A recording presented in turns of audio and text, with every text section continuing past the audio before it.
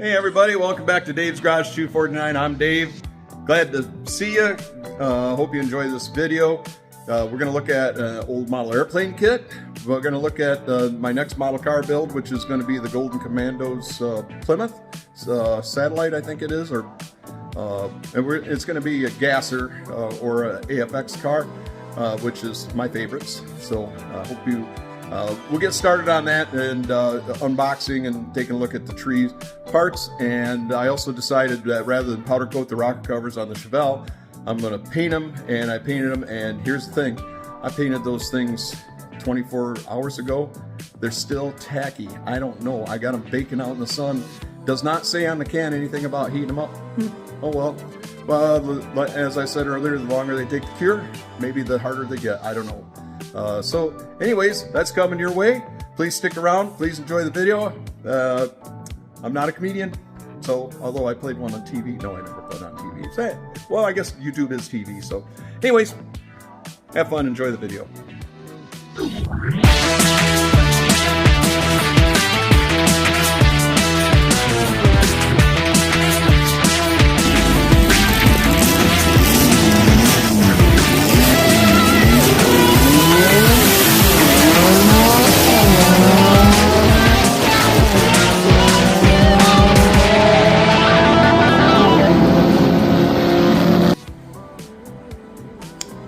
So I've been working on getting the rocker cover off this big block, and here's a look at what's underneath those rocker covers. This is probably old school 80s stuff, stud girdle. I think shaft rockers are the latest thing, but it's quite expensive and these work just fine. So what we're gonna do is, I think instead of powder coating these rocker covers, I'm going to use the caliper paint that I used on the calipers.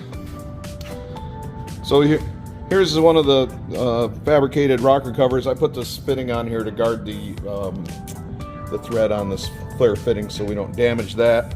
It's not critical, it's just vents off the crankcase to a couple catch cans. But so I think the duplicolor caliper paint, I'll do black, and we'll have to unfortunately remove this sticker, and maybe Scott over at Hurricane Speed Shop can get me a couple more, and clean these up. And I believe that there's a coat of clear on them, so I'm going to have to strip that off. And then the caliper paint's my choice because A, it's kind of designed to self-etch itself to most materials, including aluminum, and number two, it'll withstand higher heat. And I don't think that we get crazy heat, but nearby here on the exhaust side, you probably catch a little bit of heat, but the discoloration isn't from heat there. That is just from oil weeping up from around the studs that held these on, those T-bolts. So we're going to do away with the T-bolts. So if you haven't been following the channel, these are the T-bolts that have been holding those rocker covers on. Pretty handy because basically with your thumb and forefinger you can tighten them up and loosen them and take them off, but they kind of stick up. You have to make sure that you use a short one at a certain place so it doesn't interfere with linkage, blah blah blah blah blah. And these 12 points will fit right in the same spot, and of course they're a lot lighter, which, you know, just from a performance standpoint, it is kind of cool, but it's not a big deal on this car. It's mostly a street car. So that's the direction I'm going, and they will look great against some satin black.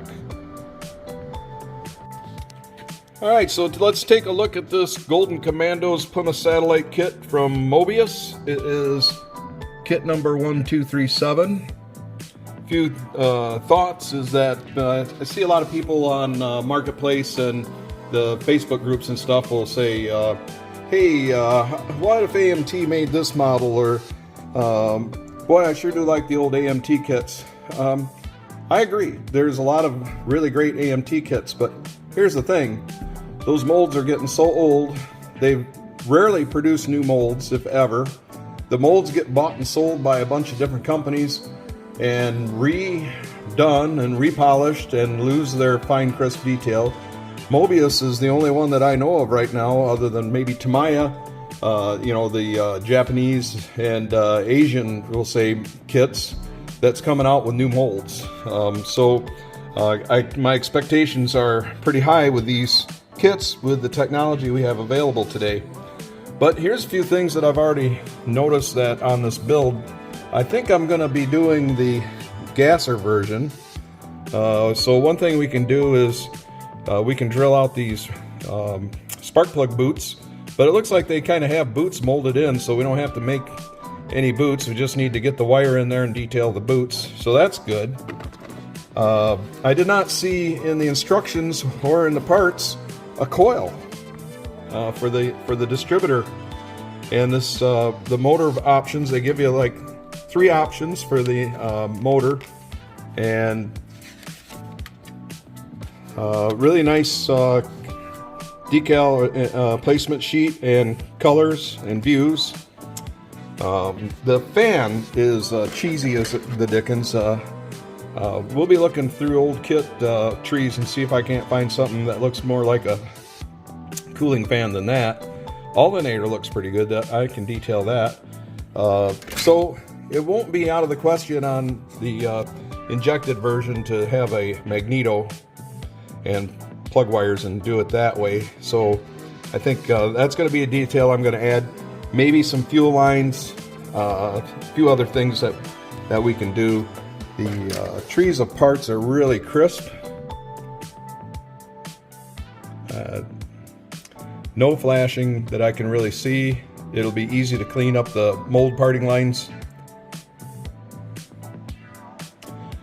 Headers are really cool, and you get 2 different sets of sets for the street, set for the strip, and maybe even they cover all their bases with the possibilities on this kit. Maybe even the stock manifolds are in there somewhere, I'm not sure yet, but I'm going to be really anxious to get started on this kit. There's the back half. Chrysler was ahead of everybody with their unibody type construction, and they also give you a back seat or back seat delete, which is kind of nice. Front seats are okay-ish. We'll see about maybe doing something better there. So that's kind of where we're at on this kit. Decal sheet, I'm not going to take it out of the package because I want to protect them, but it probably looks good, and I will not detree the glass until I'm ready to use it to avoid scratching it.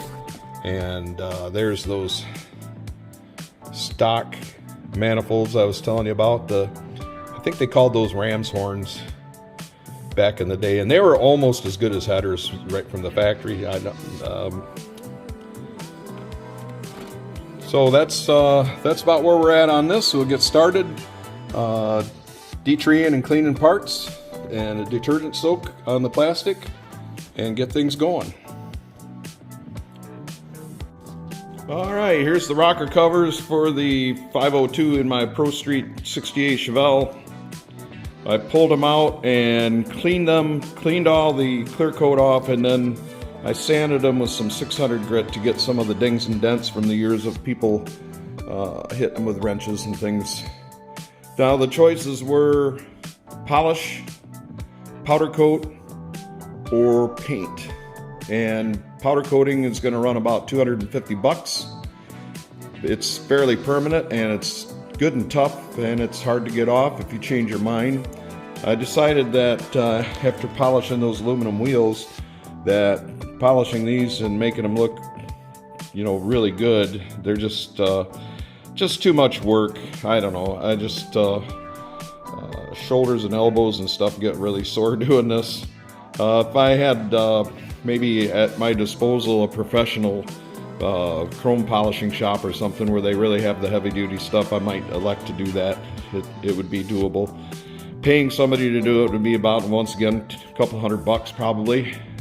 Cash, maybe, I don't know. So I'm gonna paint them with some good engine paint. So right now I've cleaned them all off and wiped them down with lacquer thinner. And once you get to this stage where you get barely anything on the paper towel, then they're probably clean enough to paint, and hopefully we won't have any fisheye. So, waiting for things to kind of warm up in here a little bit, get the temperature up, and go ahead and put some primer on, and then some paint, and then probably do some clear coat. And I'm going to do a semi-gloss, which is easy to keep clean. Flats tend to take a stain, so that's what. Alright, so the first step in getting these valve covers painted is we're going to use this product. This is engine enamel. This is designed for higher temperatures. And this is the primer, and then we're going to use the Duplicolor matching semi-gloss black paint. So I'm going to get a coat on here. I've got the can warmed up. I use the tack rag tacked off the valve covers to keep dust down. You also see that I'm wearing something to not inhale too much paint.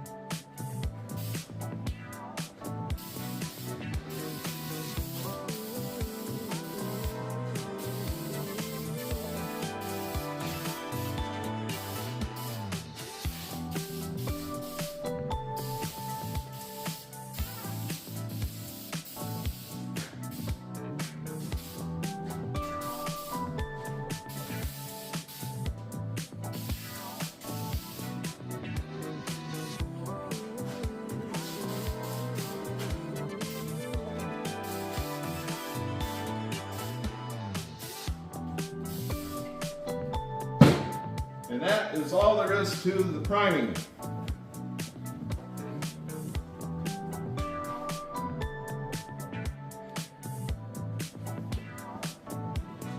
So we'll let that primer flash off. It's not the most even coat, but we'll let it flash off and dry for maybe a half an hour. Come out, re-tack with the tack rag to get any dust that's settled off, because this is a garage, and then put the black on, and I'll get that can heated up here directly. Also, the garage temperature right now is about 65 degrees, which is a little bit on the cool side, but it'll work.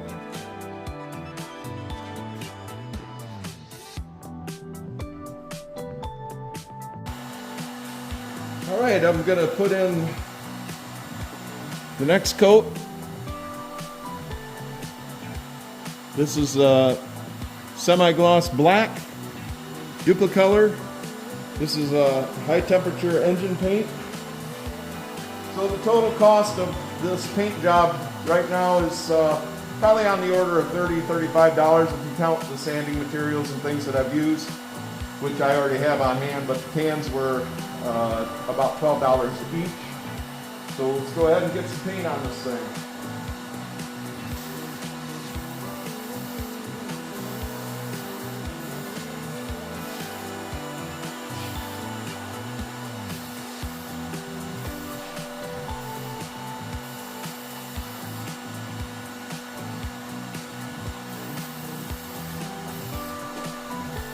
You notice that I do the corners first, get a little layer of protection on the corners before I go ahead and fill in the other areas.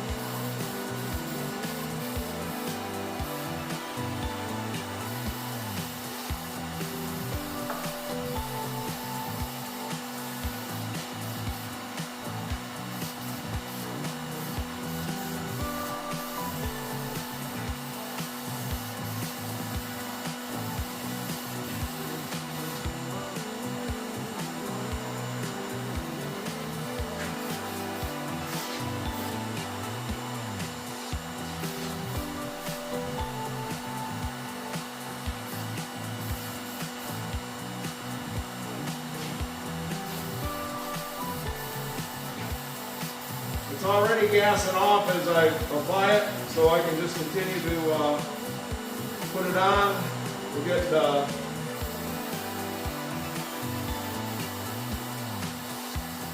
good wet coat on, especially on the upper surfaces. That'll give it some depth.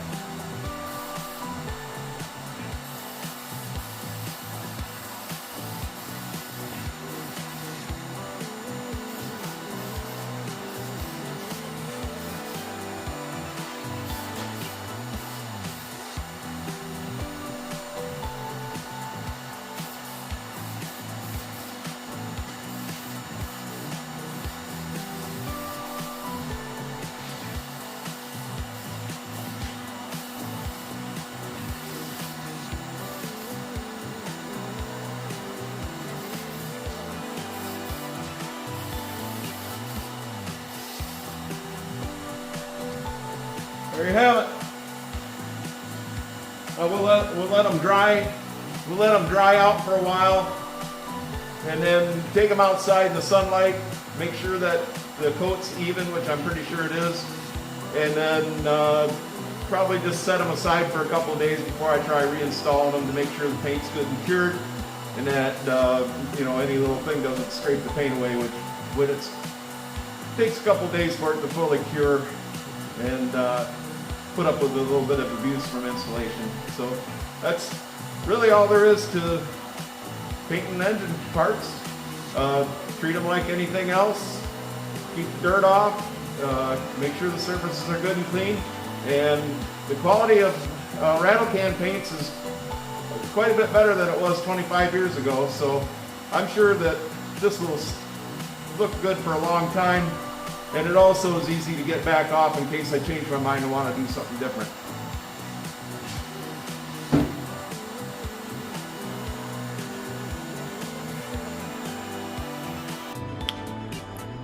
Okay, so here's the rocker covers. It's been 8 hours since they were painted.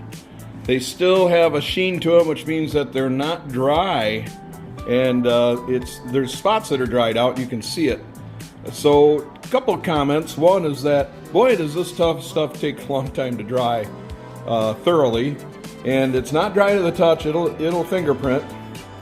The other thing is that you really need to be in a well-ventilated area. Of course, it being cold out, I had things kind of shut up, but I had to air the garage out, and the smell even got in the house. So this Duplicolor engine enamel is smelly, and it takes a long time to dry. But I gotta tell you though, I piled it on pretty heavy. 2, 3, 4 good wet coats.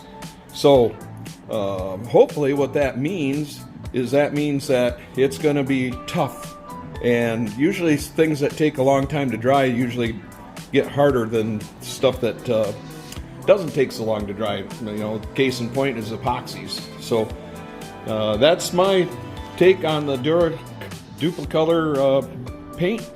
And after a couple days, I'll just let these things set and gas off, and we'll see when I put them back on how they do. Okay, here we have from 1983 Monogram's 1/48 scale Texan AT6 model kit. This is one of the 1/48 scale kits that they came out with in the 70s. I believe the P47 and the Stuka and this AT6 Texan were some of the new releases that they had. When you open the box, the clear parts were on the top.